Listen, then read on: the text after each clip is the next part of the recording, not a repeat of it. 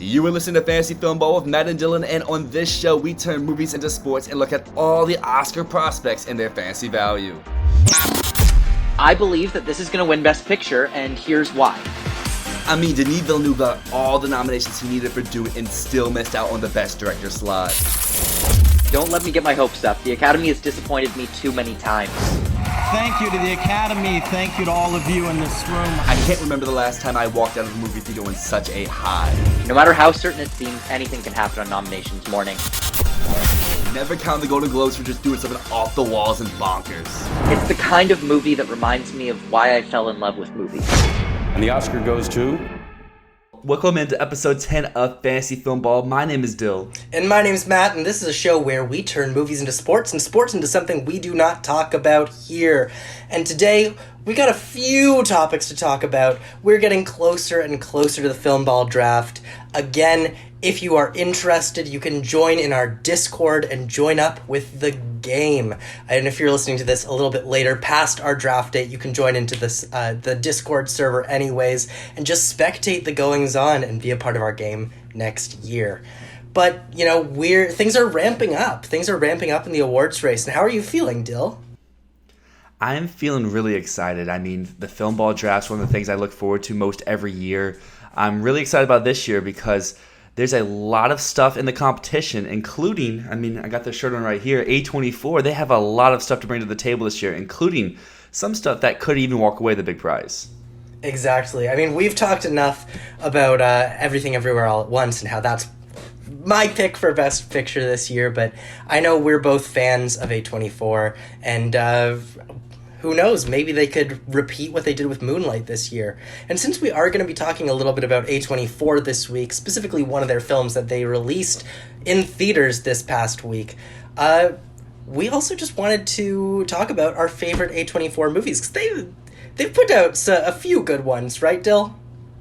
Like yeah, one just or a two. Few, you could say. Exactly. Yeah. What's your favorite A24 movie? So you mentioned it already, Moonlight would be my number one, but A24 does more than just Oscar movies, clearly. They do horror, and my favorite horror movie they put out is Midsommar. I feel like both movies offer very different aspects, basically on the opposite sides of the scale, but they both really deliver, and I think are like the peak versions of both sides of the scale of what A24 can put out. Man, Florence Pugh in Midsommar, I really like the movie. I'm not absolutely in love with the movie, but Florence Pugh's performance in that, absolutely one of my favorites of that year. And, like, genuinely, that and Little Women in 2019 immediately made her into one of my favorite actors. Same here. Those two performances, plus Fighting With My Family, that all came out that year, were three just solid performances. I know a lot of the critic love for the horror Oscar performance was going to Lupita Nyong'o, but I personally felt like Florence Pugh was a little bit better, but they both gave great performances. Oh, dude, the opening scene of Midsommar where she's crying on the phone, that's, I think, one of the best pieces of horror acting I've ever seen. So good. Mm-hmm.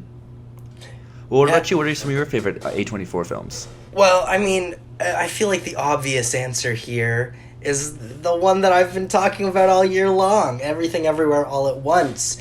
Now, this is one that's really... I've seen it 3 times now in theaters, and every single time it's grown on me more and more, to the point where now I'd count it in one of my top 50 films of all time. But, you know, if I'm going with something away from that topical, you know, current movie, I'd have to go with The Florida Project.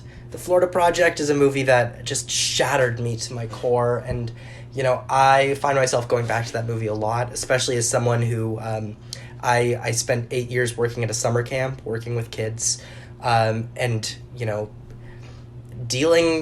seeing some kids that probably had gone through these situations, and being able to see a movie like this that empathizes so deeply with, you know, the innocence of youth and how tragic it is when that's kind of stripped away. It's such a beautiful film, and, you know, one of my favorites of all time. Sean Baker's a genius. So what do you feel about Red Rocket? I really like Red Rocket. It's, I think it's very funny. It doesn't, you know, have the same impact on me. Like, The Florida Project, I just am weeping by the end of that movie every single time I watch it. And Red Rocket obviously is not designed to do that. It's a fun, kind of fucked up movie. But I do really like Red Rocket. What do you think about it? I liked it as well. I thought Simon Rex gave a great lead performance, but I felt like the movie around him wasn't as high as his performance was. But I still thoroughly enjoyed the film. Yeah. No, I mean, that makes sense. But the Florida Project, I feel like, is just an unparalleled masterpiece from, like, there's very few movies like that just, I mean, for one thing, the performances that Sean Baker got out of kids is just absolutely insane. Like, that is not easy to direct kids to get a performance like that. And also just the parallels between Disney and the way that, oh my god, why am I forgetting the character's name? Mooney and her mom, the parallels between how they're living that life right beside the happiest place on earth is just crushing. So good, though.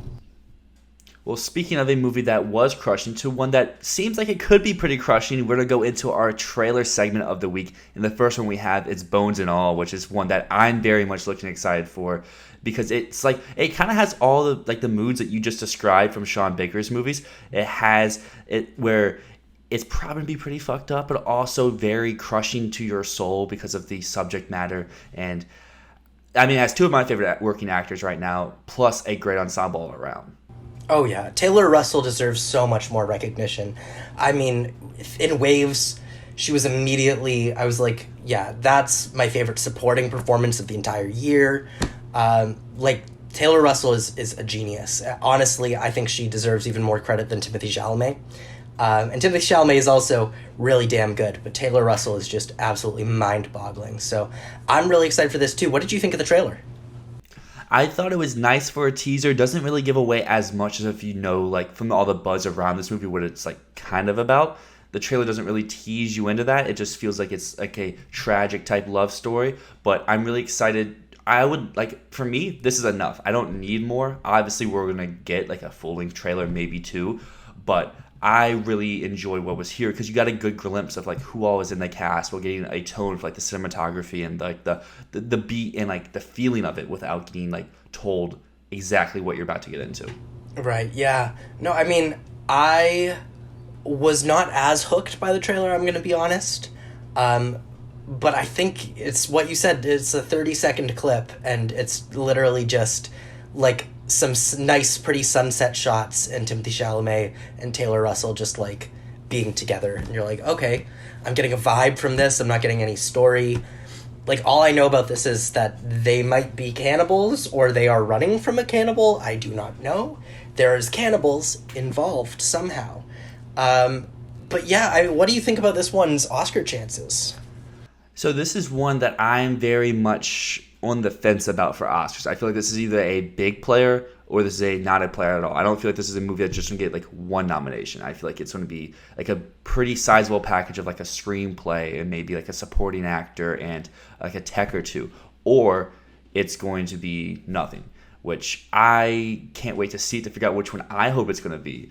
But that's how at least it feels from this far out because Searchlight does have two which seem like bigger players on their hands. Right. Well, this is MGM United Artists. MGM, you're right, my bad. Yes, MGM has the two bigger players of bigger Women players, Talking.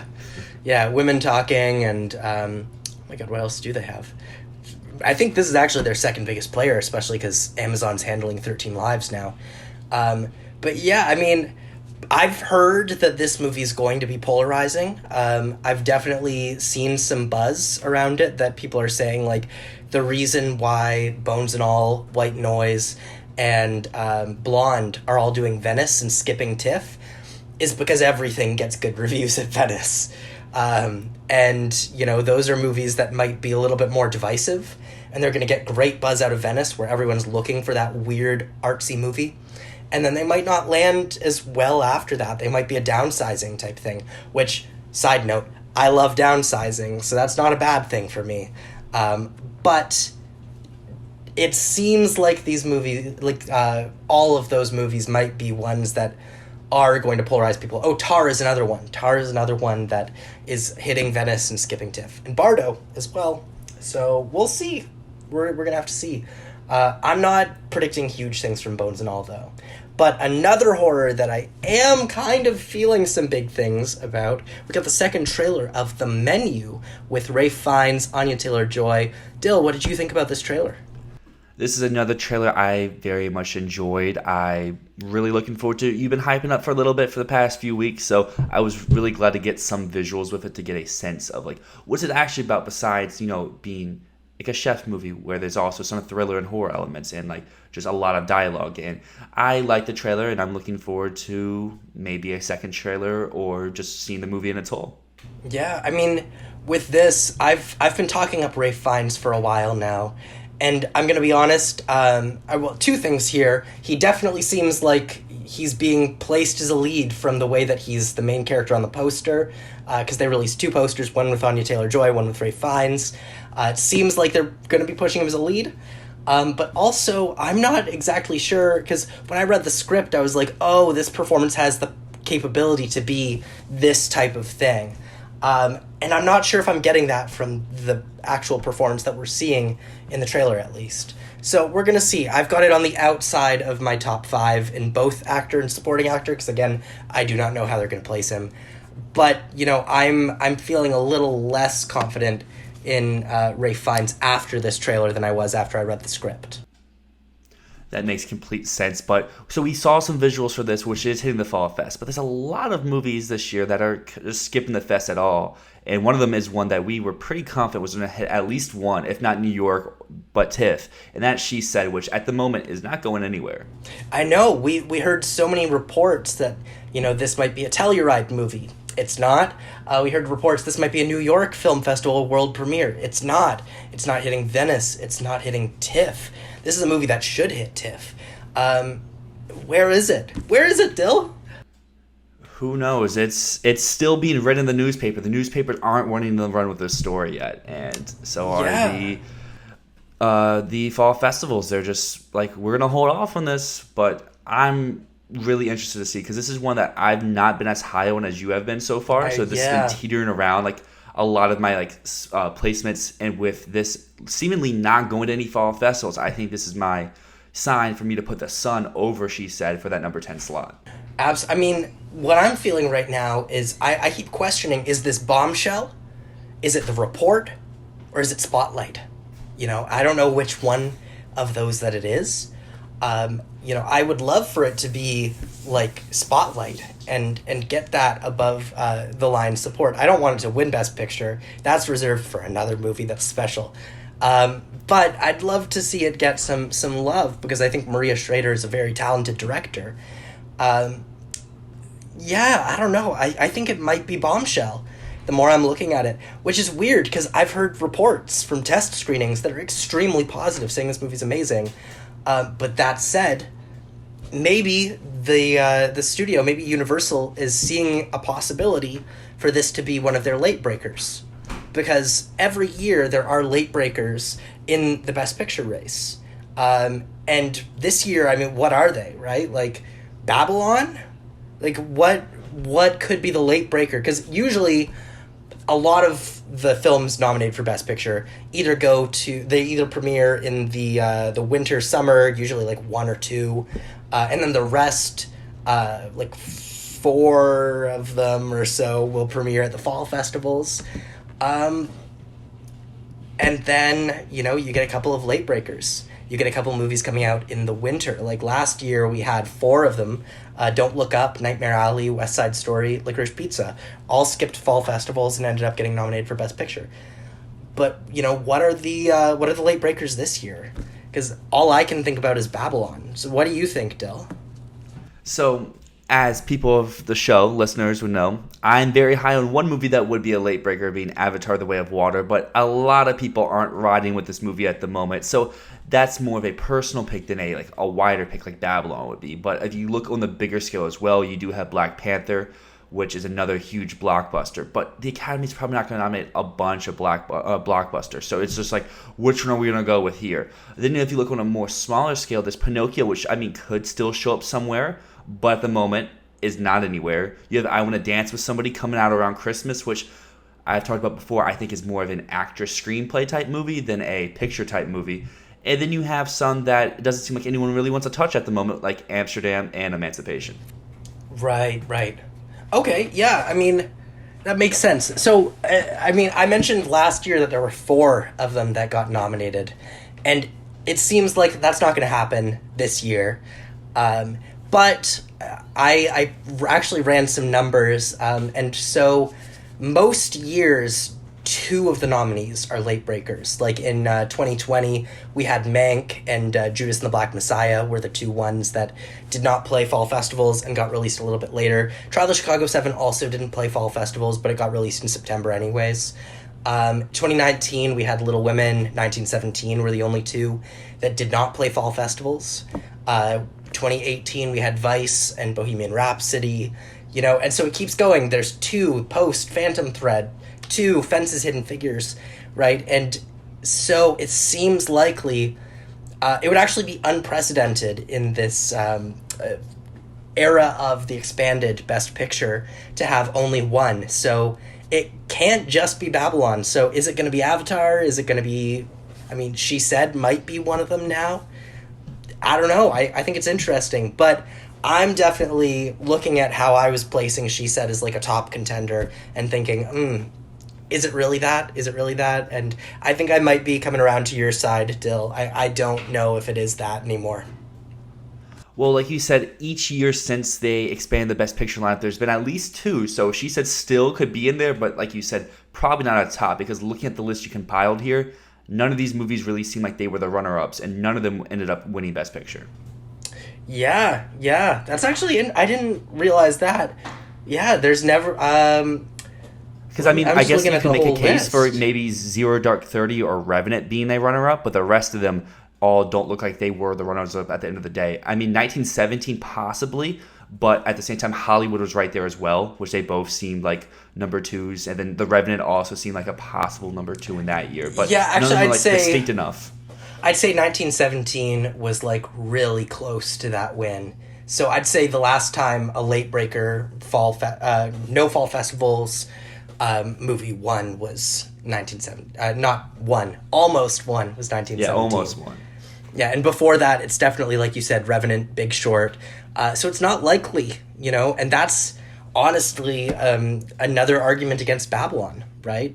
That type of movie is not the type that wins. So, but I mean, one thing I also wanted to mention before we move into our segment is, did you notice we've talked about how we were expecting a Fabelmans trailer to come out this week? Where's the Fabelmans trailer? That's true. I didn't, because no one's been talking about that, because everyone is speculating, like, oh, they're definitely going to drop some Fabelmans stuff when E.T. re-releases in IMAX. Where is it? Well, to be fair, later this year, actually the start of September, is when the Jaws gets re-released in IMAX. So that could be when they decided to do the Fabelmans trailer, because it's a little bit closer to its world premiere. Right. I didn't know Jaws was coming out in IMAX, so that would make sense to me. But, you know, I like this time of year because we have the TIFF lineup. We're going to start getting all the trailers for it. Like, I think last year the only, like, big contender that didn't have a trailer by the time that the TIFF premiere rolled around was Belfast. And I think Belfast actually got a trailer on the same day that it premiered. So we should be getting tons of trailers in the next few weeks for all these fall contenders. Well, speaking of that, is there one movie that you're most excited to see a trailer for? Is it The Fabelmans? Is it Babylon? Is it something else? Ooh, dude. Let me think on that for a second. I think it would actually be Women Talking. That makes sense, yeah. Yeah, what about you? What's your big anticipated trailer? Mine would be Knives Out, Glass Onion, just to see what the feel of this one is. If it's going to be more akin to the first Knives Out, or if they're going to do something different where they're going to like completely switch the tone up, sort of thing, and then just get a better sense for who the supporting cast is. Because yeah, there's buzz for Janelle Monáe, but that could all just be someone who just made it up and be like, I like her, so let me just talk it up, and then a lot of people clung to it. Or is she like going to be like this one's Ana de Armas or something along those lines, where she's like the next lead? Oh my god. I mean, on the topic of this, I just remembered Babylon is actually, that's the one that I'm most looking forward to a trailer for. Like, but that's the thing with Babylon, I don't need to see a trailer. I'm sold already. I just want more content of that movie. I just want to see it. So that's what I'm really excited for. I'm really excited for Bardo. And you know what I actually just realized? What trailer we didn't talk about? Triangle of Sadness. That is true. We somehow Did- missed that, which is a big one. Did you watch because the to me, trailer? That one con. I have seen the trailer, and I think that all of the buzz I've heard from the movie really is summed up in that trailer, where it's just an off-the-walls type comedy where it doesn't seem like you know a lot going in, but you get a good gist for like the type of humor and the type of story that's going to unfold. Yeah, I love that the vibe of the trailer really sells you on, like, this is super artsy and prestige, but also there's puke and piss and shit all over the place. Yeah. And, like, it really gives you... It delivers on the whole highbrow but extremely lowbrow. And I love it. I love it. I think that people are underestimating this. Every single time I see people bring this up, they go, oh, but it only has like a 66 on Metacritic. Like, fuck that. That doesn't matter. Critics are going to be divided on this movie because it's heavy-handed. This is European, artsy, don't look up. Like, this is going to be a movie that crowds are going to love. There's going to be passion behind it. There's going to be some people who absolutely hate it and some people who absolutely fucking love it. And I think that it could totally make it into Best Picture. Totally make it in. I've got it in my top 10 now.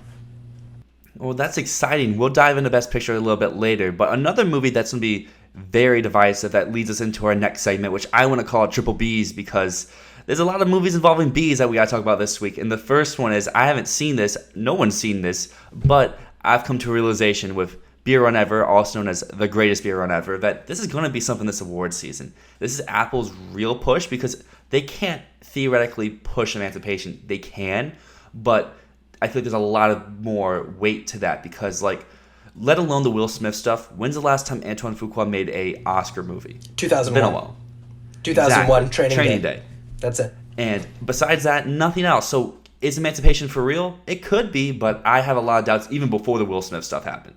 And now we get to Peter Farrelly, who won for Green Book's next movie, starring Zac Efron and Russell Crowe, which, who knows what this movie is really going to be like? Is this going to be him doing more of the same of Green Book, him going back to his roots, or him trying something new? And I think whatever this is going to be, it's going to be something. I think this is a big player for the Globes. I feel like this has a definite shot in screenplay. Russell Crowe could have a shot in supporting actor, and because it is a war movie, technicals will come along. So sound, editing, cinematography, all are players. I got a question here. When are we getting a trailer for this one? Especially because this is a September release film. We should be getting a trailer soon, right? I would feel like it, but Apple's been weird with trailers. I've noticed that with a lot of their movies, they don't put the trailers out until like really soon to release date. Because I remember when, what was it? The Mahershala Ali movie last year, Swan Song, when that got its trailer, I was like, oh, this comes out in like a month. And so, I mean, we're about that release date now for Greatest Beer Ever. We're about a month or so off. So I feel like the trailer should be coming soon. I feel like the perfect time would have been when it got announced for TIFF. But who knows? I got faith in Apple. I mean, clearly they knew what they were doing last year with Coda. So I guess we'll see here, Greatest Beer Ever. Interesting thing with Apple that I do want to put forward is I actually don't think Apple's that great a campaigner.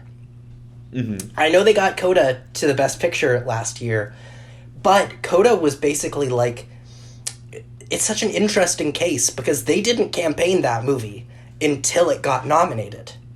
And they didn't push for a nomination. They were just kind of coasting along all year being like, yeah, people like our movie. And then when it got nominated, they were like, oh, wait, people are getting sick of Power of the Dog. Let's push Coda. Let's push it as hard as we can. So that's a very interesting strategy, but it leads me to think, I don't know if Apple's going to be, like, consistent with nominations. They might be really good at getting wins, but I don't know about nominations. I think Apple's a very interesting campaigner because we've seen on the TV side, looking at the Emmys with Ted Lasso, they can do whatever they want with Ted Lasso. They can get as many supporting actor nominations, as many supporting actors, break the record for a comedy show getting nominated every year. And what I think they were doing with Coda was they weren't being like Netflix, being like forcing people to watch their movie. They're like, if people like it, we'll take advantage of that and make it widely available. But we're not going to be like, go see this, go see this, go see this. But when people see it, then we'll be like, okay, now we have something and we can run with it. So I think that's what Apple is really going to do this year with Greatest Beer Ever, with Emancipation, and then next year with Killers, and whenever Napoleon comes out, is they're not going to be as forcing much people to watch it, but they know once people see it and the buzz is there, they're going to capitalize on that, like they did with Coda last year. So they let people get a gauge instead of getting the hype super early like Netflix likes to do, where they try to dominate the whole awards run. Apple's more just focused on that December through, I guess, or on a normal season, the December through like February area, instead of worrying about the August through February. It's so interesting seeing how different companies, 'cause I think you're totally right. I do think that's what they do is, I think Apple realizes that what Netflix is doing wrong is they're shooting their shot way too early. Like, way too early. They are absolutely blowing their load right at the bat. Like, and so with stuff like Power of the Dog, it's just like, that's a movie that everyone talked about so much right off the bat that people just got sick of it. And so, who knows? I mean, I guess it just depends. If Greatest Beer Run Ever has the passion, it could get in. It could get in. But I don't know. But definitely what you're saying, screenplay supporting text, as much as people don't want it to be a contender in these places, you can't deny it is. It's a contender. 100%. And the last thing I want to say before we move to our next movie is I fell into that camp with Power of the Dog last year, where I purposely did not watch that movie for like an extra month or two after it came out, just because I was tired of hearing about it. I didn't want to add myself to get re-engaged to the conversation, because like all I'd ever heard from when we moved from the Nomadland year to the next year was Power of the Dog, that's the movie. Nothing else matters. This is it. This is what everyone loves. And then I'm like, all right, but I know when I see it, I'm not going to think the same, because this is 100% not like my type of movie. So I delayed seeing it at the Virginia Film Festival, where I could have saw it early. I delayed seeing it when it first came on Netflix, because like I have a local theater that shows the Netflix movies in theaters for like 2 weeks before they come on the platform. I was like, I'm just got like no interest in watching this. And then I saw it and I was like, this is like everything I feared. I'm just not that into it. Yes, it's one of those movies where you think a lot about it after the fact, but while watching, I'm just like, this is fine, but like this isn't what everyone's saying is like the greatest movie of the decade sort of thing. And then I think that's where Apple saw is like, hey, everyone's talking about this movie. We have one that people have seen, and when these end of the year stuff comes up, the people who really like it are going to do some free campaigning for us, and then we capitalize off of that. Yeah. I mean, honestly, I think Coda also really benefited from having it had a parasite effect, which is that when Coda started winning things, people realized, oh my God, we really like these people. We want to see these people win. And it was the same with Parasite. Like, people, when it won SAG, it became a thing where people wanted to see that group go up on stage. They wanted to see those people go up and accept that award. And the same thing happened with Coda, where it was just like, they really loved the people behind the movie, and you just like seeing those people's faces light up. And that's my argument for Everything Everywhere All at Once. I think that people are just going to it's going to kind of coast in late in the game and be one where people realize they really like seeing Michelle Yeoh and Jamie Lee Curtis and Ke-Huy Quan go up on stage and accept an award, because they're just such lovely people. So that's one I think that could have that Coda effect this year. And I guess with Beer Run, this is the year where we're going to see, is Apple truly serious, or is it only when they have a big player, like an undeniable player, that they're really going to go for something? Well, you're talking about seeing people go up on stage accept an award, and this next movie we're going to talk about has a cast I would love to see and accept an award, and that includes Brad Pitt, Aaron Taylor Johnson, Tyree Henry, Michael Shannon, Bad Bunny, and some other people who I don't really want to say because they're spoilers, but Bullet Train. Did you get a chance to see this? I did not. I mean, you could probably tell from my voice, I've been sick all week long. Again. I was sick just a couple weeks ago, and I'm sick again. I've not been able to go out to a theater, but, I mean, you really liked Bullet Train. Tell me about it. Bullet Train may be the most fun I've had in a movie theater in years. It may not be the best movie I've seen, but it was one of the most fun experiences. Yeah, the trailer has jokes in it, but the jokes in the trailer are not like the best jokes in the movie. There's so much this movie's hiding for jokes, but they just come out in full force throughout the movie. I fully get why people aren't on board for this train ride, but I'm all for it. I want to just punch my ticket as many times as I can to get aboard the Bullet Train, because Brad Pitt, I mean, I'm a sucker for Brad Pitt movies. If he's in a movie, I'm down for it. But then everyone else, this ensemble, all came into play. I was down with every character. I love the sporadic nature of this movie. You really do have to suspend your disbelief when you're watching this, but I feel like this movie really sets you up for that pretty early on. Be like, this isn't supposed to be like super serious. This is just supposed to be for fun. And once you are on board with that, I don't see how you could go wrong. It's just a great time. And that's how I feel about Bodies, Bodies, Bodies as well. I think both movies are very similar, where you need to suspend a lot to get into it, but once you accept the movie for what it is, you're going to just have a blast with it. They're both very stylized movies. They're both very fun movies, very in-your-face movies at times. They both have something to say while also not really having a lot to say, but they both boast, like, the highlights of both movies are the ensemble, the way they're able to deliver some of the lines. The dialogue is usually working. Bodies, Bodies, Bodies and Bullet Train both have times where the dialogue doesn't really work for me, but overall these are both super high recommends for me, and ones that I would say see before other people tell you what the jokes are or what happens, because I feel like they're both pretty predictable movies, but they're both very fun.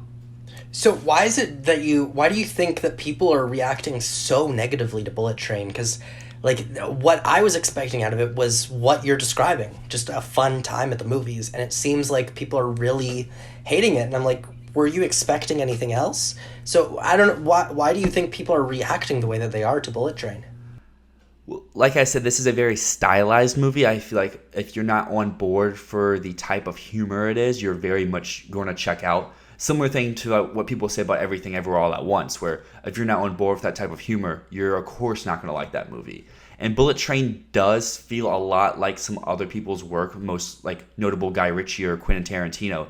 But I don't think that's necessarily a negative for the movie. You shouldn't be like, oh, I want him to make a Guy Ritchie movie or a Tarantino movie. And then when they go do their own thing at a certain point, you're like, oh, I'm done. And yeah, there's certain elements of Bullet Train that aren't written to the best level. Like I said, this is a very loosely based written movie where there's a lot of flaws in it here and there. But if you can accept them for what they are and like get on board with it, I feel like it's a great time. Yeah, I mean, the director of Bullet Train, he made Deadpool 2, right? And did he do John Wick? Am I misremembering that? Let me check that real quick. I don't think he did, but he might have. I'm not sure. Anyways, I mean, obviously there's a lot of stunt work in this movie. How are the stunts? Because that's something I am looking forward to, is just to like see the craziness of the choreography in this. Was it good? Well, he didn't do John Wick. He did Atomic Blonde. But yes, okay. I thought the stunt work was pretty good because he is a former stunt person himself. So stuntman turned director, which I feel like really shines through at some certain points. While this is no John Wick, as you said, but it still has a lot of great stunt work and stunt pieces throughout. But there's a lot of suspension of disbelief that needs to happen here, more so than a John Wick movie or even the Deadpool movie, which I feel like is one of the reasons why a lot of critics may not be on board. Also, I mean, when's the last time that you saw kind of an action comedy get good reviews from a critic? I feel like it's been a hot minute since there's been like a unanimous Everything Everywhere All at Once. Buzz. Okay. You have that there. Right? I'll give you that. But I guess to a movie on like this scale sort of thing, where it's maybe more action first, comedy second, and that's all it is. Because like Everything Everywhere All at Once builds and it brings in some drama elements and some like thriller elements into it, while this is just a straight action with jokes here or with jokes like on top of the action. Right. And I mean, you also saw Bodies, Bodies, Bodies. You talked a little bit about that. I'm very excited to see this one. Who was the standout to you? I'm really excited to see Maria Bakalova and Rachel Sennett in this movie. Was there any like standout performance for you? There was. I mean, like I said, I felt like the whole cast really killed it. I'm looking it up just to make sure I pronounce her name correct, because it was the actress that played Jordan. It was Mahala Harold, I think is how you pronounce it. Her big role, it looks like she was on Industry, the HBO TV show, but this is the first thing I've seen her in. She plays Jordan in the movie, and I thought she brought the most to her character. I thought it was like the most well-rounded character of them all. But like the whole cast is funny. I'm not the hugest Pete Davidson fan, but I felt like he was pretty funny in this movie as well. I felt like everyone in the main cast, because it's not a huge cast, like everyone you see is everyone that's in the movie, and they all bring something different. While I see the complaints people have, because this is very much a movie for people our age and made by people our age, and the script's very much into that, and that's why I feel like this movie could have a little bit of a divide for especially older audiences that very much would not be into the dialogue or into certain aspects that happen throughout.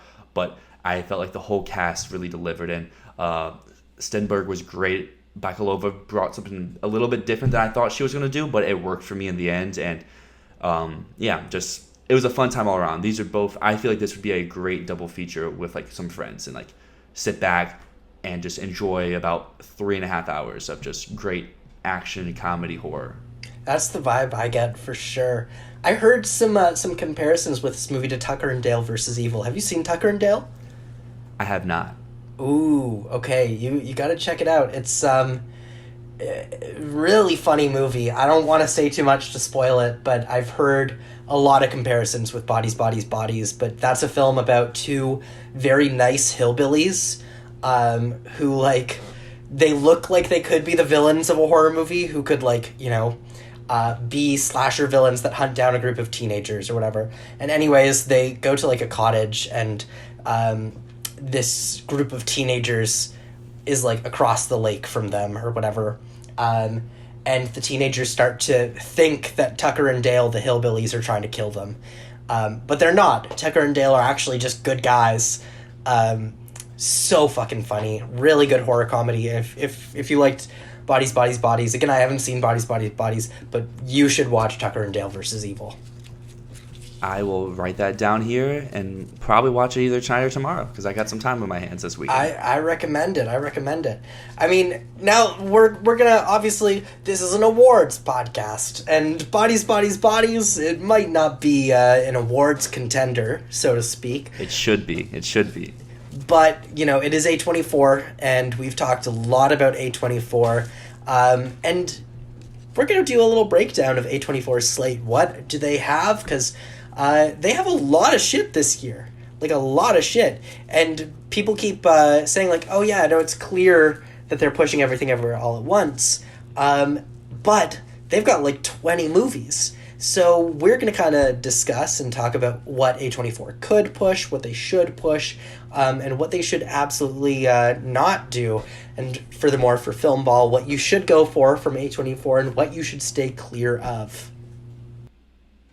100%. And I think there's two major pushes that everyone kind of sees, but I've seen a lot of people overpredict one of these and underpredict the other one, which I think will make it for very interesting for just Filmball perspective as well as just the Oscar race as a whole, because the aforementioned Everything Everywhere All at Once seems like it should be A24's main push, but I've seen a lot of people kind of underpredict this and undersell it and say it's too weird and it's too out there, while at the same time I feel like they're very much overpredicting The Whale, because if Everything Everywhere is too weird, I feel like The Whale will be too weird.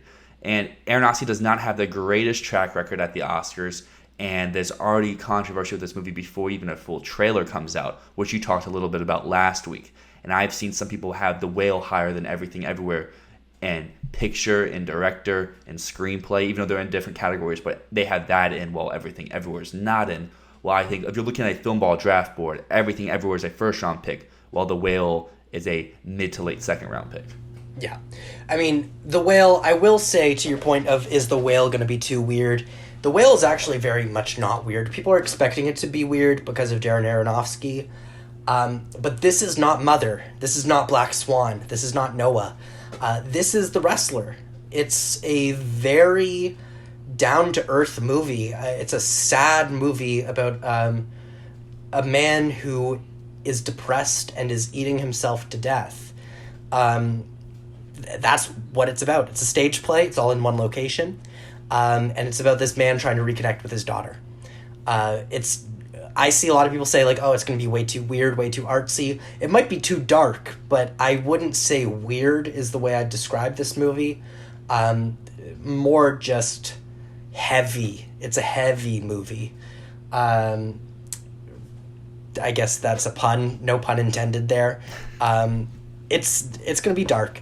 That said, I struggle to predict The Whale, especially because we've seen in the past with A24.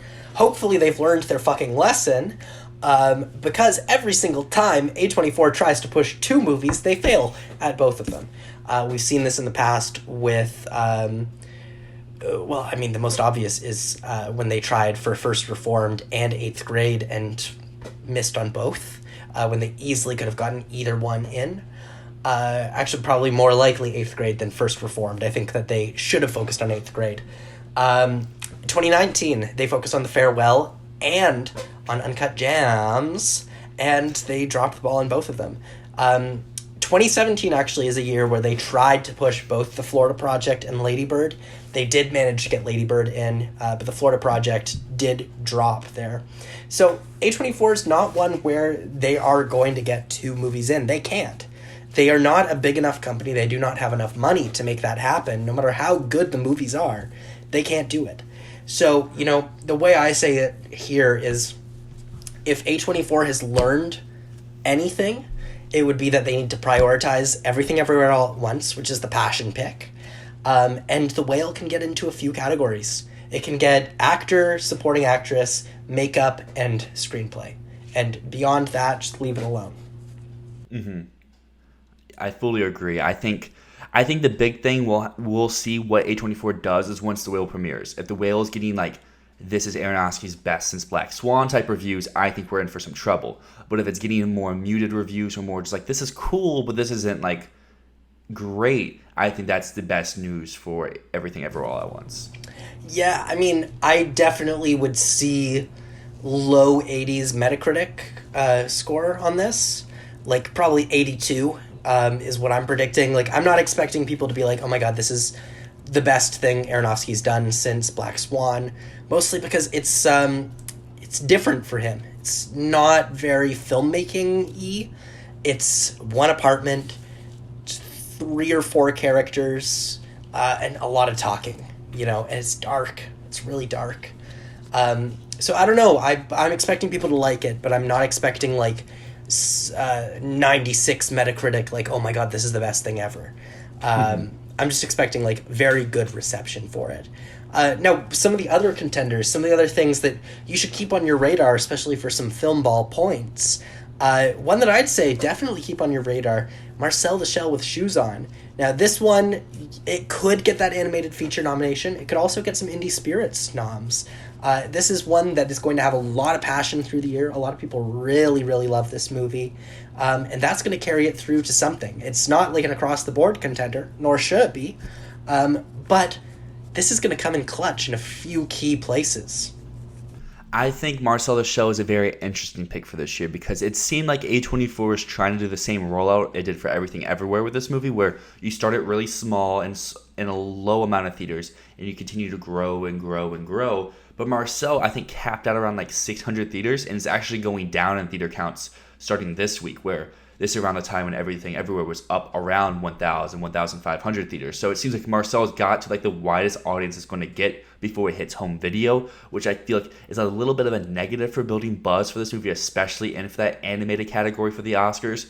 But like you said, this is going to be a great pick for a lot of indie spirits and just critic groups throughout, because the critic groups probably won't care about technicality of is this animated or is this not. They'll throw it in because they like it.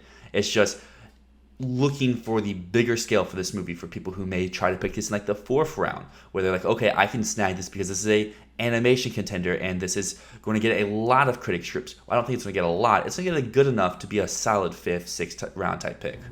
Exactly. This is one that I would pick between 6 and 10. I would not pick it anywhere above that because I don't think this is breaking 200 points in the Filmball game. It's one that you might want on your team if you're really passionate about it. But otherwise, it's not one that I think is going a lot of places. Now, I'm going to drop 2 titles here, and these 2 I'm a little bit cautious about because they're missing from TIFF, which is very concerning, and it's After Sun, and it's Close. Now, these were both Cannes movies, and they got great buzz there. After Sun was called the best film at Cannes by many, many people, many journalists. Close won the runner-up prize in the main competition. Both of these movies should be at TIFF. I don't know where they are. They could still show up. We're still waiting on the Contemporary World Cinema category, where they could both show up. But That seems a little unlikely right now, and it leaves me thinking, what the fuck is A24 doing with these two movies? I think you make some great points there. Like you said, these are two movies that, if you talk about passion, are some of the most passionate movies for the year for a lot of people. And the fact that they're not going to TIFF, which in a lot of people's eyes is the biggest fall festival for Oscar buzz because it's where the most eyes are visible and it's at the very start. I feel like this is a big hiccup for A24, but there's still a chance because, like you said, they still have some more to announce, and both these films fit into that category. It's just, I think this is A24's problem they have a lot of the time is where do they put their thinking and their funds into? Is it going to be all for one, or are they going to do the Netflix approach where they just throw everything out there and see what sticks, and then once they see what sticks, change it up at the last minute? Because I could see them definitely pushing everything everywhere, all categories, The Whale and like 2 or 3 like you mentioned, and then picking one of these to also try to bring along for like the critics groups and for maybe some smaller stuff. But they're probably going to try to either push them all equally or just nothing. I know you're going to be talking about international feature a little bit later, and I've had Close as my runner-up for that category for a while, but I've just bumped it down actually a little bit. I think I have it as my number 3 slot or whatever, just because I feel like really A24 should have that at TIFF. They should. Just statistically, usually most years, most of the international feature nominees are at TIFF, and the fact that this is not is a little concerning. And After Sun, this is one that I don't see making it to the Oscars. We talked about this last week. This is a good BAFTA play, though. Very good BAFTA play. So, and it could get some critics awards, too. So I would definitely say After Sun and Close, if I'm recommending where to pick those in your draft, I would say After Sun you'd want to pick between number 6 and number 8. And I'd say the same with Close, maybe 6 to 10. And then for international features, Close count as France, or is that going to go with Belgium or another country? Do we know yet? It'd be with Belgium. It'd be with Belgium, okay. Yeah. Yeah, but it hasn't been selected. There's a few other films. Belgium could go with Tori and Lokita, which would be an awful choice. Horrible choice if they went with Tori and Lokita over Close. But that said, it's possible because who knows what A24 is doing with this one. Exactly, and another thing of what is A24 doing with this one would be Causeway, the Jennifer Lawrence, Brian Tyree Henry movie that seems like it's a year away from being a year away every year, and officially, this is the year that we will get to lay eyes on it. Yeah, we're never going to see Red, White, and Water, but we are seeing Causeway, so I don't know. I mean, Apple's handling this one. We talked a bit about Apple earlier, so is this tragedy of Macbeth, or is it something else? I'm really interested for it because I feel like the Apple A24 little deal they have should be a lot more popular than it has been so far. I feel like Tragedy of Macbeth was just awfully handled last year, where that should have been a lot bigger than it was. Maybe not for wins, but just visibility. I feel like no one knew this came out and no one saw it unless you were super into Macbeth or super into awards. Other than that, no one knew of its existence. And I feel like, Apple had Coda last year, but like we talked about, Apple wasn't really hyping up Coda until after Macbeth had already came out. So it'll be interesting to see, is Apple just going to be tucking all these A24 movies under the water, not really giving them much leeway, or are they just do that for A24's back catalog to be like, okay, now we have a say in all of this stuff, while we just help them do like their B movies where we don't really care that much about them for awards reasons, but like we just want to be a part of what A24 is doing overall. Because like you said, A24 could win picture, and Apple can be like, well, we helped, even though not with that movie, with some other A24 stuff. Yeah, I mean, I'll never forgive Apple for what they did to Boys State. Just sweeping Boys State right under the rug, and Boys State not even ending up with a nomination, when legitimately I believe that might be one of the very best documentaries of all time. I agree. Just like a perfect microcosm of politics in the United States at that time. So yeah, God, they fucked up Boys State so bad. I will not forgive Apple for that. But who knows? Causeway could be great. And you've got one here on your list, which I find very interesting, which is Jerry Lee Lewis, Trouble in Mind. Tell me a little bit about that one. Well, you just mentioned a A24 documentary that did not do so well, and this could be another A24 documentary that doesn't do so well, but like how Apple had the other Coen brother, this has Ethan Coen directing it for his first solo venture away from his brother, and I feel like this is one that we should talk about. I agree with you. I don't really know what to do with this when it comes to Filmball and just the overall Oscars as a whole, but I feel like it's definitely on people's radars just because of the Coen name, and it's going to be seen because it is playing at a fall festival, and it has Coen and it has Apple, three pretty big factors for just this race in a whole. But I feel like this could be another similar thing to Boise State, where it has a lot of buzz at the beginning, but it doesn't really go anywhere, which, I mean, I haven't seen it, so I can't say it will be as big of a tragedy as Boise State was. But I feel like this is something that's definitely in that like little mid-tier of what A24 has this year, because someone will see the Coen name, they'll want to pick it high, but in reality, this maybe shouldn't be as high as a lot of people could think it is, but I think it's definitely higher than the next set of movies that will be ones that aren't players at all for A24. Yeah, I mean, I guess if we're talking Jerry Lee Lewis, Trouble in Mind, I'd say if you're thinking of drafting Jerry Lee Lewis as the music doc, don't do it. Moon Age Daydream instead. Pick the Bowie doc, don't pick the Jerry Lee Lewis one. I know Ethan Coen is tempting. Don't do it. Go with Moon Age Daydream instead. And yeah, you've got a list of some A24 movies that you say don't touch. Why don't you take it away? Tell me what are some of the A24 movies to avoid in your mind? So looking at these, I mean, there's the obvious ones like Men, X, Pearl, Bodies, Bodies, Bodies, all interesting movies or just horror movies you could basically just bring them down to that the Academy and most award shows won't touch. I could see maybe Men or Bodies, Bodies, Bodies showing up at some very small ones for Jessie Buckley or Ensemble for Bodies if they're going for like super off the wall type thing. But then like After Yang, which had a lot of buzz at the beginning of the year, no one's really talking about the moment, so I feel like that's another one that you should probably avoid for your Filmball drafts. And then that leaves us with other ones like Showing Up, Stars at Noon, and Fighting Pages, which is just a few movies that we don't have a lot of info on at the moment. They could be some at the end of the day, but at this moment, I wouldn't really put a lot of Filmball faith into those three. Right. I mean, I definitely agree with you on all of these. I think that there's a chance After Yang Showing Up could both get some indie spirits love. One thing I will say is with Stars at Noon, that already comes with some points. That's already got 25 points for its Cannes Grand Prix win. So I would think about that one. That's one that it already comes with a little bit of points. Is it going to be big after that? No. So it might end with like literally 100 points total. But it's got a nice starting point of already having 25 points. So who knows? Maybe think about that, or it could be a total waste. So you might be right about that. Maybe avoid Stars at Noon as well. Yeah, like you said, you do get those extra 25 points.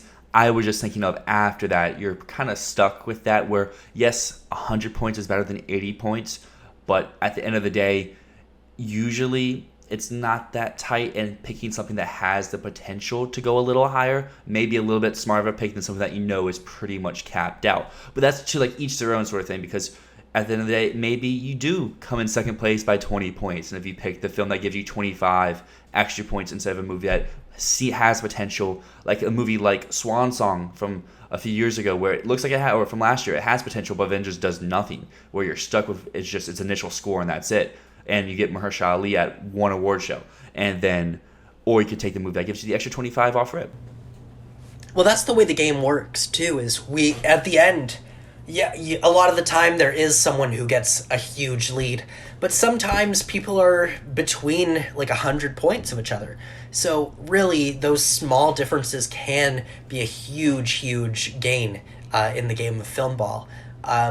But really, with something like Stars at Noon, or Showing Up, or any of these A24 movies that are a little bit more, don't touch this, all of those, I think you could save and wait it out and get those in a late game draft, right? Those are ones that you could pick up in November, in December, and, you might not want those in your initial 10. And speaking of something that can give you those extra points that you need to leapfrog someone, is the international category. So we're going to move into our prediction segment of the week because we had some news. South Korea finally picked their movie. And I think they may be one of the first countries to actually pick their movie, but this helps a lot of people, especially for Filmball, because I think we talked about this last week where Decision to Leave, Broker, one of them will give you points, one of them won't really give you that much. And now we know which one stays at that, like I would say, fourth, third round type pick compared to the other one that's now going to drop down to like a 7th or 8th round film. And we have Decision to Leave being South Korea's pick, which I have at my number 2 for international features. So before I go into my 5, what do you think about that selection for South Korea? I think it's a remarkably good selection for South Korea. I mean, they have made a lot of mistakes over the years. Most notably, they've never submitted a Park Chan-wook movie before. They dropped the ball on Old Boy. They dropped the ball on The Handmaiden. So a lot of people expected them to drop the ball on Decision to Leave. But here we are. It's officially submitted. But that said, I am very interested to see if the Academy will go for it. I will hopefully be watching it this week, so maybe I'll have something to say about that next week. But I don't know. I definitely have also moved this into my top 5. And I'm looking forward to talking a little bit about your top 5 because there's an interesting thing with the distributor here, which might shake up the race a little bit. Because I know we both have 2 movies by the same distributor in the top 5 for international feature. Actually, I'll let you talk about it a little bit more, and then we'll go into that a little bit. Okay, so at number 5, I have I think the boldest pick of my bunch. I still have RRR in here. I think if India does submit this, I feel like this will get in because I feel like this is a movie that has the international claim. Because we know for the animated category, a lot of times people just check off the Disney movie or they check off the movie they know. And RRR is going to be the movie here, maybe besides Bardo, that the most people have seen. So I feel like that alone will get it some votes. Will it be enough to crack the 5? I guess we'll have to see. But at the moment, I think it is enough to get in there because we know some other international movies have the buzz, but we only have one that seems up top. And that leaves 4 spots for a lot to get into. What do you think about that? Did you see RRR yet? I have not. I've just been so busy. I want to. I have a little list on my phone of what do I need to watch, and this has stayed at number 1. And my goal is to watch it this weekend. I know I've said that like 3 times, but I actually don't have to work for the first time in a long time on a weekend, so I should be able to watch this. You actually have to tell me what you think about this movie as soon as you see it. Actually, have some friends over. Like, have friends over, watch this movie, put it as loud as you possibly can. Like, seriously, this is a movie that is a riot to watch. Because it's the most outrageous movie ever. Okay, I mean, this is my second favorite movie of the year. It's going to end the year as my second favorite movie of the year. I fucking love RRR. I do not have any confidence that it makes it into Best International Feature. For one, actually, I have a couple of arguments against it, and a couple of arguments for it, I guess. So one thing is India has never selected for their international feature submission. They've never selected a movie from the south of India. There's a very... obviously, I am not from India. I can't speak too much to kind of Indian culture, I suppose. But I know that there is quite a divide between the north and the south of India. And a lot of people from the north very much don't view the South Indian films as being as prestigious. So India has never submitted a movie from the South, and RRR is a movie from the South, which makes me think that no matter how good this is, the Indian Selection Committee might not submit it just purely based on, this is not one of like our movies. This is a Telugu movie. This is, it's not one that... So that's one argument against it, which is why I think they might go with All That Breathes, which is from the north. It's set in Delhi. And the other thing against it is even if India does submit it, you have to keep in mind that the way that the Academy does voting is through a short list. And I think RRR will get hit by the same shit Titan got hit by last year, which is even if it gets submitted, you then have gatekeepers to go through who are pretentious, and who the way the international feature category works is you volunteer to be on the international committee. And a lot of the people that volunteer to be on that committee have very specific tastes. And that means a lot of films get dropped that don't fit those tastes. And I think that RRR is not highbrow enough to make it into the shortlist. That said, and I said the same thing with Titan last year, if it makes the shortlist, it gets nominated. So, and that's how I feel about RRR. Yes, it's popular.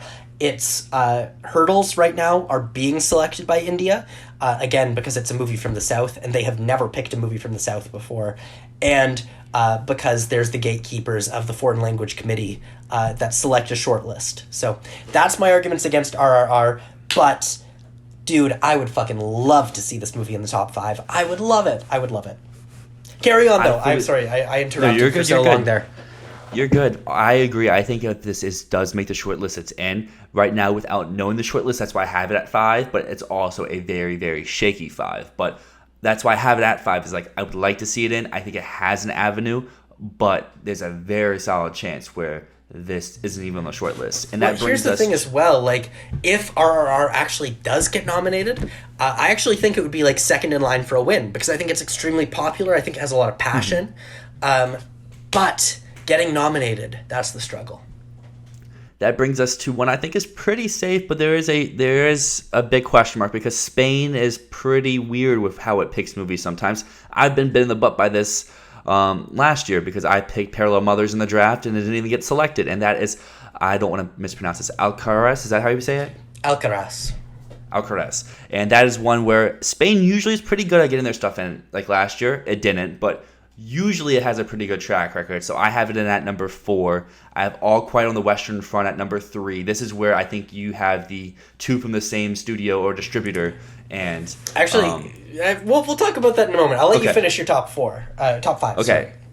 So I have All Quiet on the Western Front at 3. It did get the fall festival premiere that we're really hoping for. The stills look great. I think this will be a widely seen movie. It's just, will it be received well? Because it is a remake of a Best Picture movie. So that will have a little added baggage under it where it could bring it down, but also could bring it up. So that's why I have it at 3. It's not the top, it's not the bottom, but it's solidly in there in that top 5. And then the top 2 I have are the ones that we talk about the most. I had South Korea at number 2 with Decision to Leave. While yes, there is a big avenue where this just is not the Academy's thing, this is one that's been seen and one that got pretty good reviews. So at the moment, and that's they picked their submission this early, I thought that's for a reason, for the campaign to start now, to get the visibility up, to get the buzz rolling, because we've seen in the past when you pick your submission kind of late, that can cause a little bit of an extra hurdle to overcome for getting in there, for making the shortlist, and then making the lineup. But I think with them picking it this early, that means more people can get their eyes on it, and that means number 1 is the movie that the most people have their eyes on,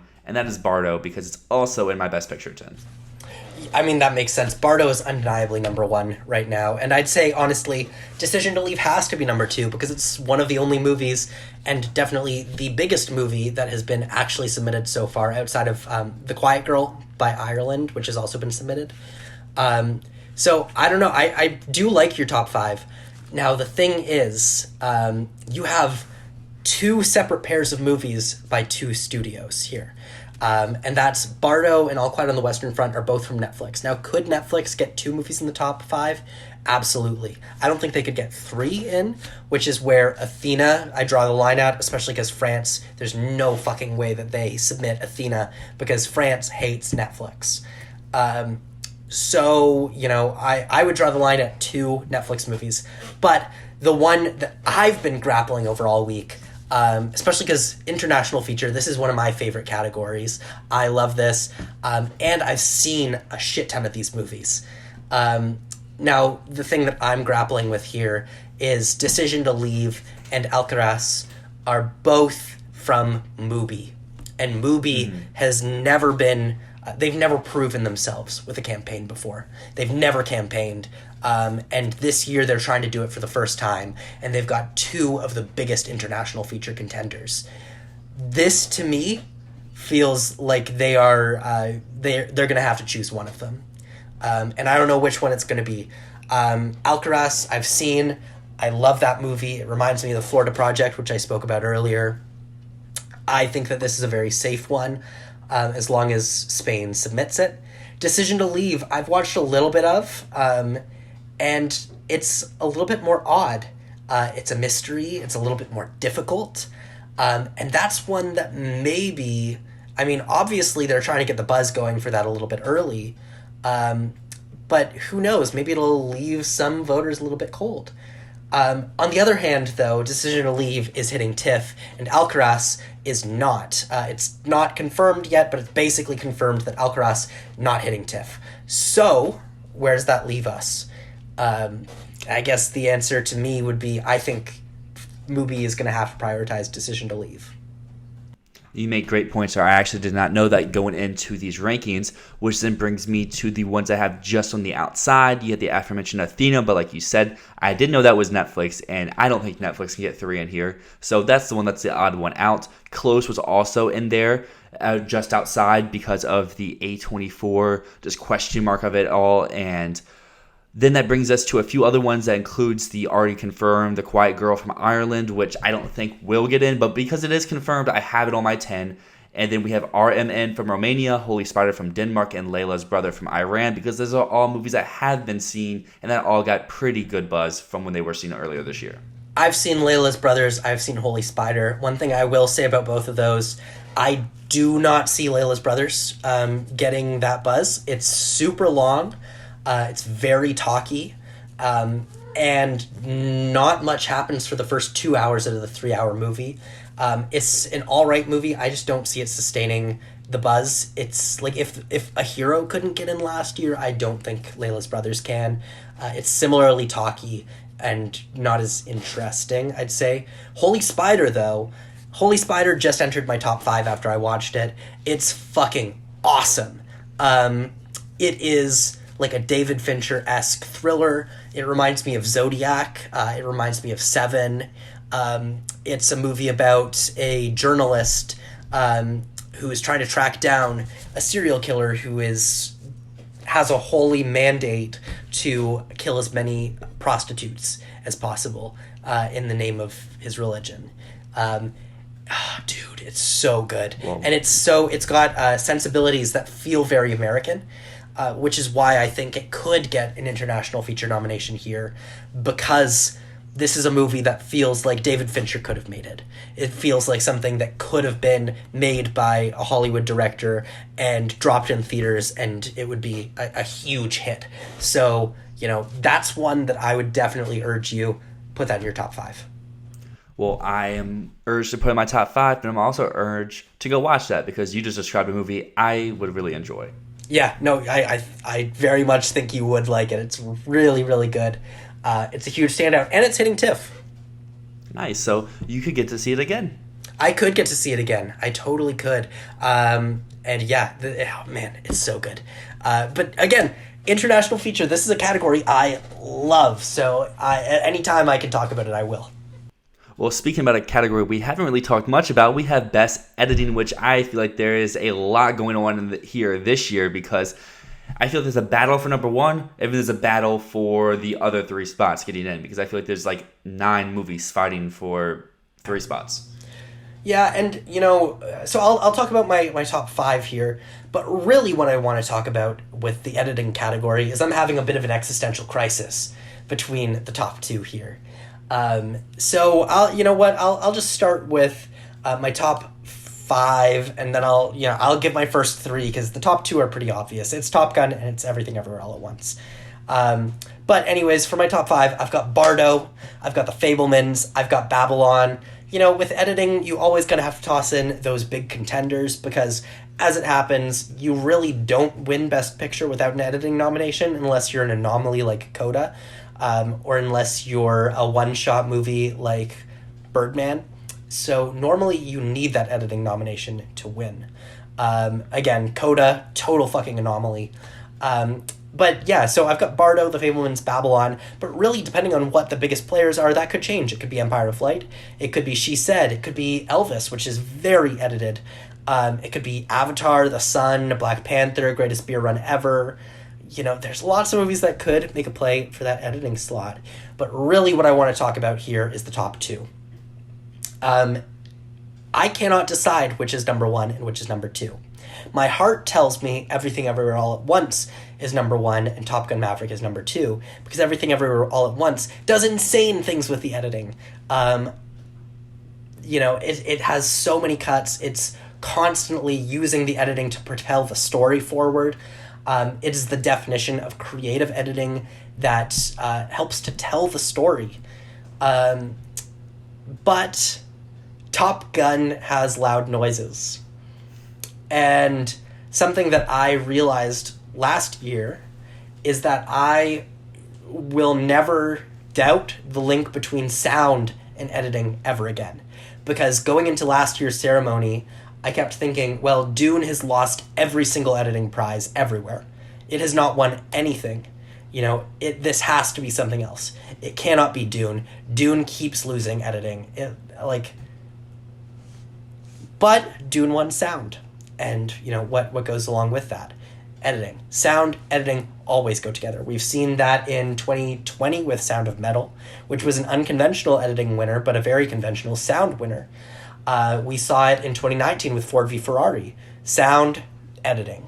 2018, Bohemian Rhapsody. Sound, editing. It goes on and on and on, and I don't doubt that link. So, logically, it should be Top Gun in first place in editing, because Top Gun has to be first place in sound. But, I don't like that. I want Everything Everywhere All at Once to win. And since I do have that as my number 1 in Best Picture, I'm like, what's going on here? I feel like it's got to take editing as part of that package, right? Well, I mean, every record has to come to an end at some point.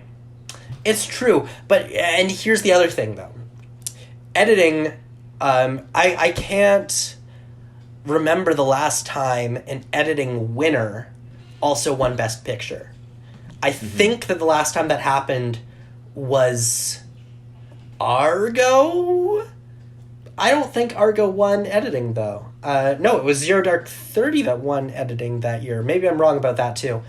Argo didn't win, so maybe... I think the last time an editing winner won Best Picture was like The Departed or something like that. It's been a while. I'm not fact-checking myself on this, so I could be wrong about that. But I know it has been a long time since Best Picture and Best Editing have gone to the same thing. But it's weird, because it feels like Everything Ever All at Once, if it was going to win Best Picture, it should take editing, because that just is such a part of the film and why it's so good. So I don't know. I'm really torn on this, and I would love to hear what our viewers think. What's taking editing? Is it Top Gun? Is it Everything Ever All at Once? And does it impact Everything Ever All at Once for Best Picture to not have editing? 100%. So for everyone out there, Discord channel, Twitter, YouTube comments, anything, drop it down there, because this will be a heated discussion all season long. Because yes, you have Maverick. Yes, you have Everything Ever All at Once. But because I'm me, I think Avatar's in there as well. And right, yeah. I feel like if Avatar is a picture player, it's getting editing and it's getting sound. It's all three. It is definitely getting sound. It's definitely getting sound. So it will be a interesting battle all year long until we do lay eyes on that, because that movie could come out and it could just be a total bust, and all this talk I would have done for so many months will go through the roof. But anyways, I mean, now we're talking about Avatar. Let's get back to your Best Picture list, because there's definitely been some changes this week, some shifts around. I want to hear what's your Best Picture top 10 looking like right now. So I kind of teased it a little bit earlier, but with She Said missing the fall festivals, The Sun moves into my number 10 slot, because The Sun's hitting the fall festivals. I've wanted to put it in here all year. I just didn't really know what to take out, because I'm just so in for my top 9. But She Said it was the one on the edge, but I didn't have a reason to remove it. Now I do, so I'm going to take advantage of that while I can. That brings us to number 9. Your Best Actor winner always has to be in your Best Picture lineup, so that brings us with Elvis. Then at number 8 is Empire of Light. This movie continues to rise, with it being Searchlight's priority, hitting the fall festivals. This has the buzz. There's some reports that this may not be everyone's type of movie, but until that's a wide report, I'm still rocking with it. Top Gun Mavericks at number 7. This movie, I mean, I don't see the route where this doesn't get in. I feel like this may end up being 10 instead of 7, but at this moment, it's setting the box office on fire. A lot of people say this is their favorite movie of the year if it's not Everything Everywhere All at Once. It's one of those two movies for most people. And I feel like on a ballot of 10, this will get enough votes to get in. That brings us to Paramount's other movie, Babylon, at 6. This one continues to drop a little bit. I'm losing more faith as we go on with this. I still think this is almost, I won't say a lock, but very, very certain to get in at the end of the day.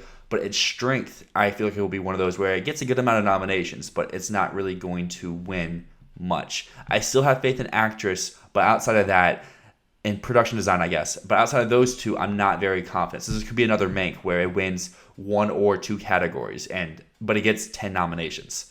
And then that brings us to the top 5. The top 5 is a very interesting thing. So at number 5, I have Everything Everywhere All at Once. Yep. Yeah. It's still going. Yeah, Eventually, it seems like every week I do this, it goes up 1 spot because it went from 7 to 6 to 5. So who knows? When I do this again in like 2-3 weeks, I could be at number 4. Number 4 is where I have Women Talking. It's down from where I had this last time. I just have a little bit more faith in the 2 movies ahead of it because of some more recent news with them. Bardo is at number 3. Netflix, this is their priority. Yes, this is probably not going to win. I don't see another win for Inuyasha so soon, and this does not seem like a Best Picture type winner. But we did have a whole conversation on why movies that don't seem like winners can win. So this could win at the end of the day. Fabelmans is at 2 because I don't think this is winning, but I feel like this is as much of a lock for a Best Picture nominee as you can get. And being bold, I have The Way of the Water at 1 because we talked about this before. It's a normal year. It's a weird year. It's a normal year. It's an inspired year. Last year was a mellow pick with Coda. This year's an inspired pick. And what's more inspiring than a movie that took 15 years to make? I dig it. I mean, one thing I'm noticing here is just a couple weeks ago you were saying I don't really have confidence in Fabelmans, and now it's your number 2 slot, and that's super interesting to me. So what really was it that changed your mind there and brought Fabelmans from that number 8, number 9 slot to number 2? You brought up some great points about how Spielberg makes a movie he wants in, it gets in. I kind of just disregarded that when I was doing stuff earlier, and I thought back to like The Post, a movie that no one really even cared about, that didn't even go anywhere. It just came out and it got in. And Fabelmans, he's trying, and a lot of people are excited for this. I was really under the impression not a lot of people were really anticipating this, but as soon as that TIFF announcement happened, everyone said this was what they want to see. They don't care about anything else there. This is what they want to be in the room for. And I was like, oh, if the hype is this high and we haven't even seen it yet, just imagine what it's going to be when it comes out. Because it's Spielberg, it's probably going to be pretty good. Yeah. You know what I think about this one? I think this is winning Best Director. I think screenplay would be more likely, but I could see the director. Well, the thing about screenplay is it's going up against Everything Everywhere All at Once, which is undeniable for screenplay. But the Fabelmans for director is a way to reward Spielberg. Especially because I don't think they're ever going to give him another Best Picture. He already has Schindler's List. But they've given him Best Director twice now, for Schindler's and for Saving Private Ryan. It's been over 20 years since he's had a directing Oscar. Any Oscar, actually. So, yeah, over 20 years since he's had an Oscar. I think what better chance to reward Steven Spielberg than with a story about his youth. And I really think that this could build a narrative for a Best Director win by being like, look, this is a movie about him. What better way to celebrate him? You know, we might not want to give this Best Picture, but let's give it Best Director as a way to honor Spielberg. You make great points there. I think he will win something for this. Just like Kenneth Branagh last year with Belfast, what was it going to be? Was it going to be picture, director, screenplay really early on in the race? It ultimately was screenplay. I feel like here, I don't think it will be picture, but I feel like he has a shot in the other two. If Everything Everywhere is the Best Picture winner, I think Spielberg takes director. But if Everything Everywhere is not the picture winner, I feel like he could get screenplay because that's a way to reward him and Kushner. So you're knocking out 2 birds with 1 stone, especially after snubbing them last year. It would be a way to be like, okay, are bad about that. You really probably should have got in last year. And y'all are both really overdue too, so here's a 2-1, because I feel like he's definitely getting something for this. If this movie's good, there's a chance where this isn't good, but when's the last time Spielberg made a movie to this scale and this much effort he put into it that wasn't good? Because you can make your case about The Post, but I also don't feel like A Post is a movie where Spielberg was giving 100 into. This is something he's given 100 into. Yeah, The Post was rushed. Like, the whole thing about that movie is they were trying to get it out as fast as possible after Trump got elected. And so it ended up feeling a little bit half-assed because they wrote the script and produced it, and it came out all within the span of, like, literally of a year from when it was announced. Yeah. But looking at the rest of Best Picture, I have a lot going up and a lot going down outside the 10. So Knives Out, Beer Run Ever, Tar, Triangle of Sadness are all going up. They're all really bunched together. The order for those doesn't really matter at the moment. I just know those are my pickings for if something in the Best Picture lineup does fall. We have that bunch who are not the first movie out because that's She Said Now, but the ones that easily with a little bit of extra buzz or something above it going down a step can jump in, because Knives Out has a great case with it being Netflix's number 2. It could be a TIFF player, stuff along those lines. This could be a very audience-friendly movie.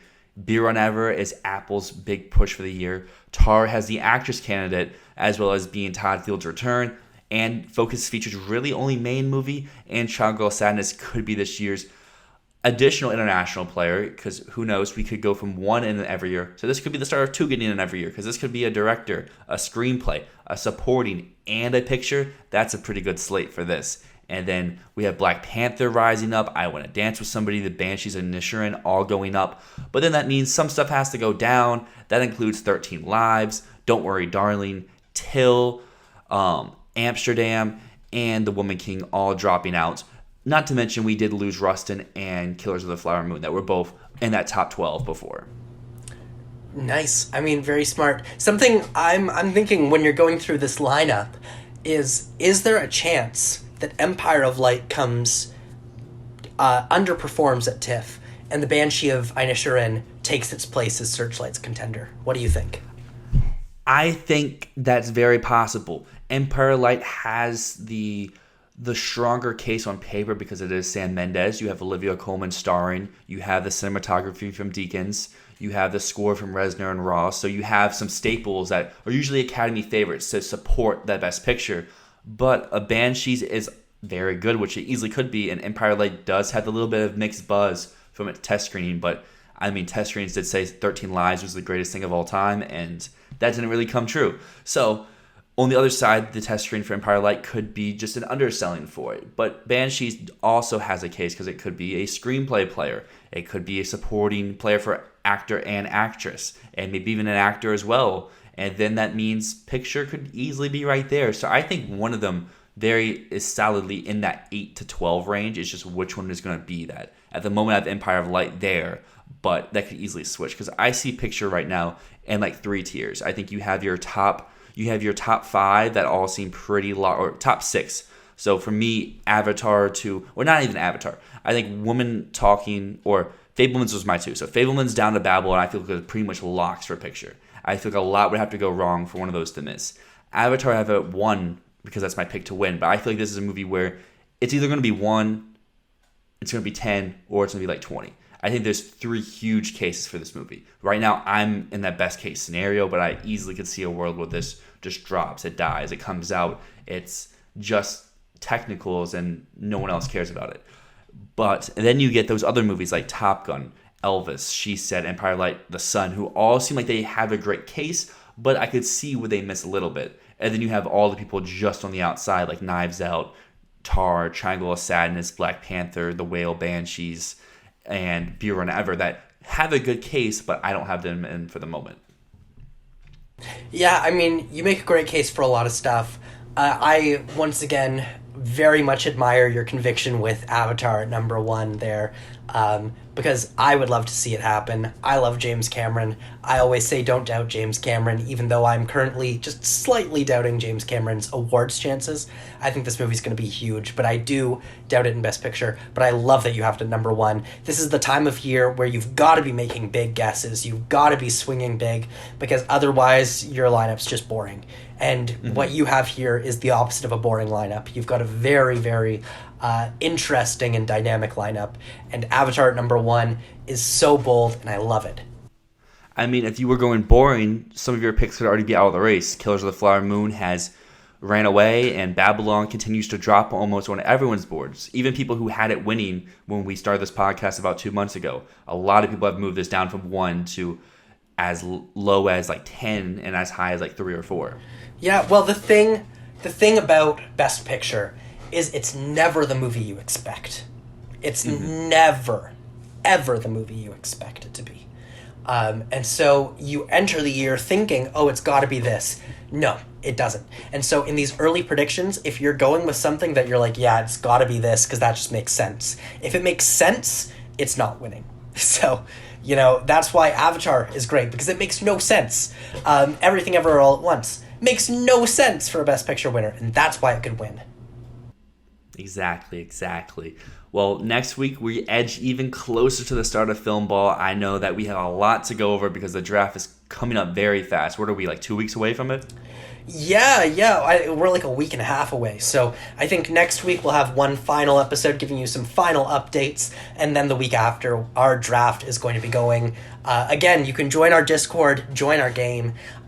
Otherwise, just join as a spectator. Watch how the game plays out. We will hopefully be doing our draft with some special guests, not live, but recorded and put out on YouTube for you guys, which I'm super excited about. I would love to bring you guys in and do our draft together, draft 60 films, and just chat about it all. Definitely. But yeah, anyways, thank you all for tuning in to this episode of Fantasy Filmball. As always, we really appreciate you guys being here with us. So until next week, I'm Matt. And I'm Dylan. This is Fantasy Filmball. Thank you for tuning into this episode of Fantasy Filmball with Matt and Dyl. Keep up to date with us on Twitter at @FFilmball. Subscribe to us on Apple Podcasts, Spotify, or wherever you prefer to listen to podcasts. We even upload a video format of the podcast to YouTube if you want to see our faces. Thank you for listening to this episode of the show, and come back next week.